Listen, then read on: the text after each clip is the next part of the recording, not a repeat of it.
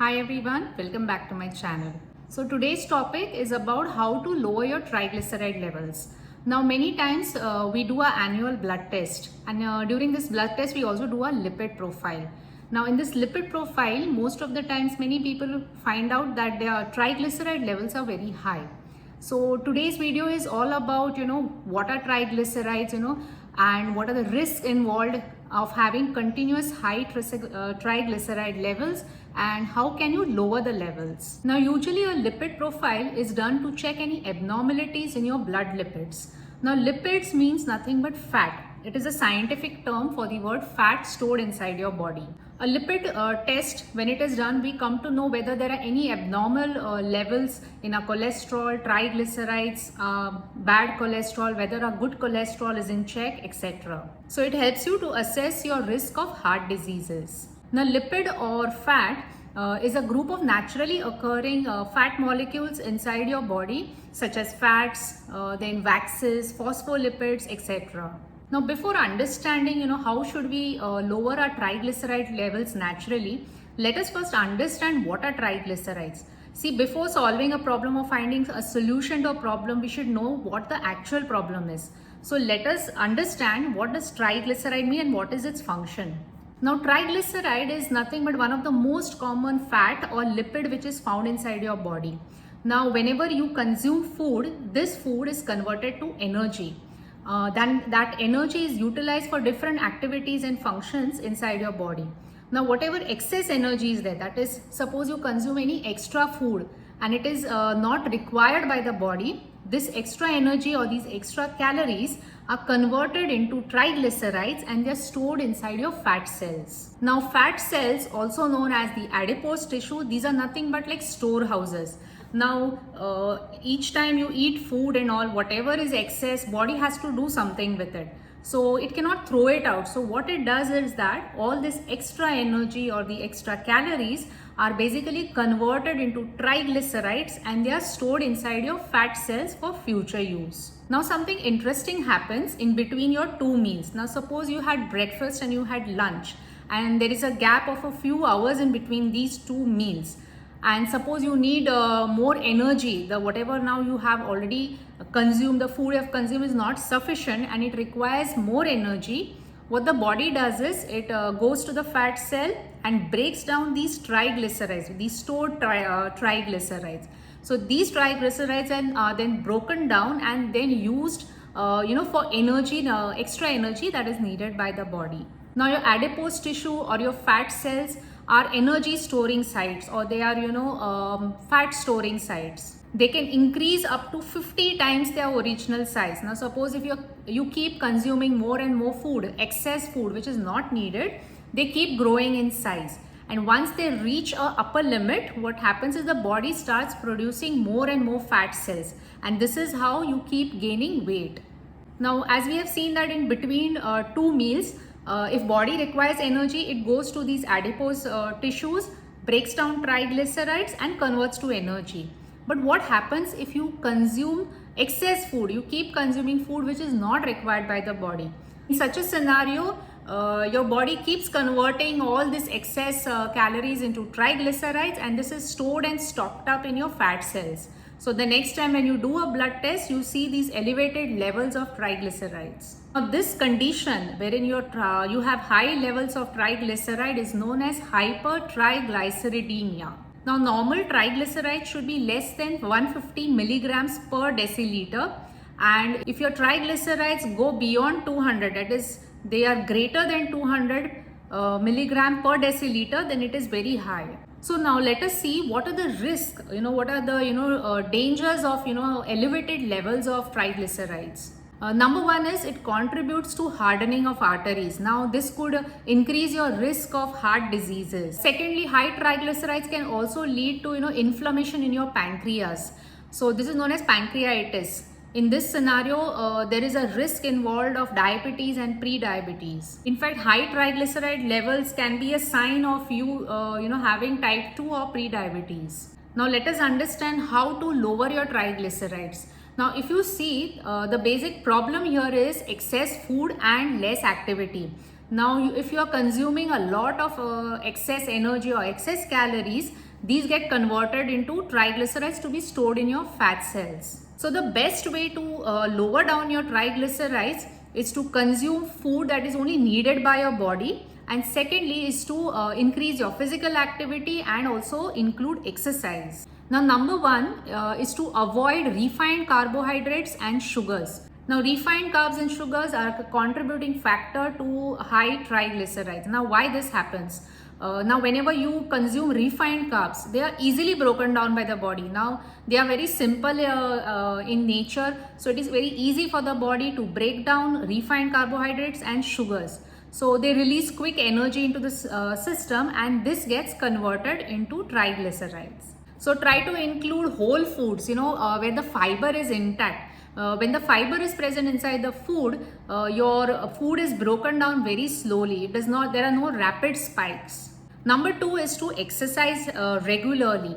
Now, minimum 30 minutes of exercise daily for at least 5 days in the week is very important. Or at least you must have a net or a cumulative 150 minutes of exercise per week. Now, regular exercise not only lowers your triglycerides, but it also improves your HDL or the good cholesterol. Also, besides exercise, it is very important that you increase your NEAT activity. Now, what is NEAT activity?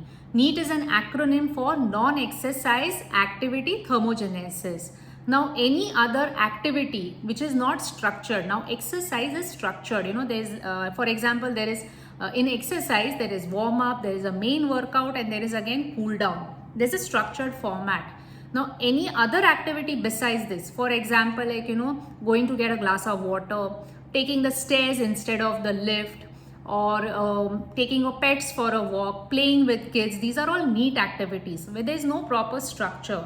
Now, including a lot of NEAT activity. Now, if you are doing exercise but there is not sufficient NEAT activity, like between two workouts, you are almost sedentary, then this will not help you to lose weight or even increase your activity levels. So what you should do is become active besides your exercise time. Like if you are working from home or you have a desk job, ensure that you get up every half an hour, go for a light walk, stroll around, or go get yourself a glass of water. If you're at home, you could do some sit-ups or light stretching, etc. NEAT activity, the advantage is that it helps you to burn extra calories without taxing yourself much or getting tired. Number three is to lose weight. Now, if you follow number one and number two, that is, you improve your diet, you include exercise, automatically you will lose weight. Now, lose weight means what? Is you will lose all the fat which is stored in the form of triglycerides in your fat cells. So try to cut down all unnecessary food. Most of the times we are eating just because it's lying around, you see it in front of you and you reach out for that food. So it is very important to plan your meals. If you plan your meals well, then you will not end up eating any junk or processed food. Focus on the quality of food, more than the quantity. Nowadays the problem is that we are overeating and we are sedentary, and this is all leading to a host of lifestyle issues. We are eating more for taste rather than health. So see that you focus on the quality of food. See that you get a lot of nutrition from whatever food you eat, and this is possible only if you plan your meals well. Number 4 is to include healthy fats in your diet. For example, omega-3 fatty acids. Now you will get good quality omega-3 fatty acids from nuts, seeds, avocados, and also fish. Here it is very important to note that try to avoid foods which contain trans fat in them. Now by trans fat, whenever you eat something, a packaged food, always read the ingredients label. And if you find there, there is refined palm oil written on under the ingredients section, that means it contains trans fat. Or, most of the companies will list out the ingredients present in the nutrition label. So see that you make a habit to read the nutrition label and check whether how much, trans fat is present inside that food product. Number 5 is to limit alcohol. Now you must be wondering what is the connection between triglycerides and alcohol. First of all, whenever you consume alcohol, the body always gives priority to process alcohol. Now, alcohol is very high in calories. It is mostly empty calories. So what the body does is that it leaves everything aside, leaves your fat burning, etc., everything aside, and starts metabolizing alcohol. Now, whatever excess calories are there, it is the function of the liver to convert them into triglycerides. So what the liver does is that moment alcohol comes inside your body, it starts the process of metabolizing alcohol. Also, alcohol interferes with body's metabolism. Alcohol interferes with the way the body metabolizes fats and sugars. So this will interfere, with the way the fat is processed inside your body. Another reason is that alcohol increases appetite. Now, if your appetite goes up, obviously you will tend to overeat, and this will lead to elevated levels. So as you have seen now that alcohol actually plays a big role in the way fats are processed inside our body. So drink in moderation and avoid as much as possible. Number 6 is to manage stress. Now, whenever you are stressed out, body will release cortisol and adrenaline. Now, these two hormones, what they do is they stimulate the release of fatty acids from your fat cells. Now, fatty acids are another type of lipid or fat. They are one of the simplest form of fats present inside your fat cells. So, what happens is that this trigger, wherein the fatty acids are released in the bloodstream, causes your liver now to convert these fatty acids into triglycerides again. So again, your levels are going high.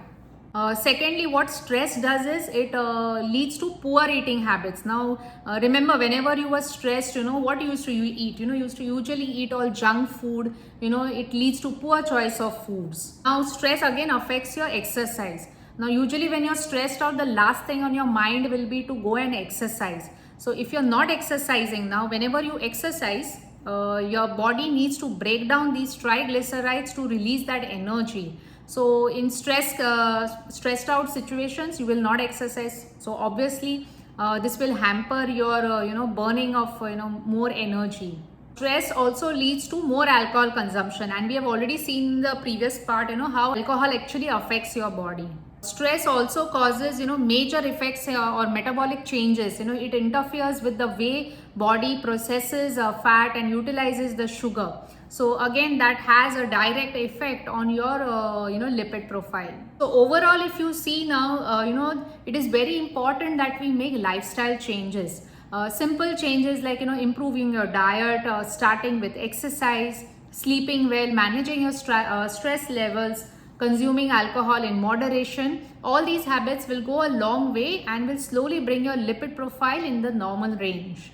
So as you have seen that high triglyceride levels is nothing but extra consumption of food or excess food. So bring down your food intake, improve the quality of your food, include exercise, neat activity. All these things will help you to bring your triglycerides in the normal range. So that was all about triglycerides. I hope this video was useful to you. If you like this video, do not forget to like, share and subscribe to my channel. This new year, try to bring in a lot of positive lifestyle changes and focus on building more habits or healthy habits into your lifestyle. So that's all for today. Stay fit, stay motivated, start your fitness journey. Until the next video, take good care of yourself. Bye-bye.